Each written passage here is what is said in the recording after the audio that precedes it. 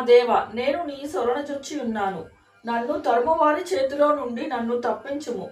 నన్ను తప్పించు వాడెవడునూ లేకపోగా వారు సింహము వలె ముక్కలుగా చీల్చివేయకుండా నన్ను తప్పించుము. యెహోవా నా దేవ, నేను ఈ కార్యము చేసిన ఎడల, నా చేత పాపము జరిగిన ఎడల, నాతో సమాధానముగా ఉండిన వానికి నేను కీడు చేసిన ఎడల, శత్రువు నన్ను తరిమి పట్టుకొననిమ్ము. నా ప్రాణమును నేలకు అణగద్రొక్కనిమ్ము.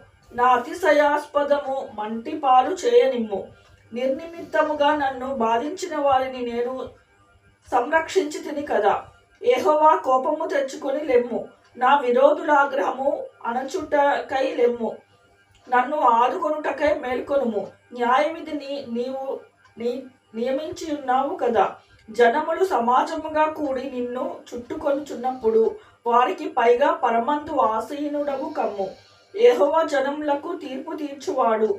యెహోవా, నా నీతిని బట్టియు నా యథార్థను బట్టియు నా విషయంలో నాకు న్యాయము తీర్చుము. హృదయములను అంతరింద్రములను పరిశీలించు నీతిగల దేవ, దుష్టుల చెడుతనము మాన్పుము. నీతిగల వారిని స్థిరపరచుము. యథార్థ హృదయములను రక్షించు దేవుడే నా కేడము మోయువాడే ఉన్నాడు. న్యాయమును బట్టి ఆయన తీర్పు తీర్చును. ఆయన ప్రతిదినము కోపపడు దేవుడు. ఒకడును మళ్ళని ఎడల ఆయన తన ఖడ్గమును పదును పెట్టును. తన విల్లు ఎక్కుపెట్టి దానిని సిద్ధపరిచి ఉన్నాడు. వాని కొడుకు మరణ సాధనములను స్థిరపరిచి ఉన్నాడు. తన అంబులను అగ్ని బాణములుగా చేసి ఉన్నాడు. పాపమును కనుటకు వాడు ప్రసవ వేదన పడుచున్నాడు. చేటును గర్భమున ధరించిన వాడే అబద్ధమును కనియున్నాడు.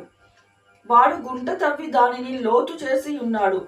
తాను తవ్విన గుంటలో తానే పడిపోయెను. వాడు తలంచిన చేటు వాని నెత్తి మీదకే వచ్చును. వాడు యోచించిన బలాత్కారము వాని నెత్తి మీదనే పడును. యెహోవా న్యాయము విధించువాడని నేను ఆయనకు కృతజ్ఞతాస్తుతులు చెల్లించెదను.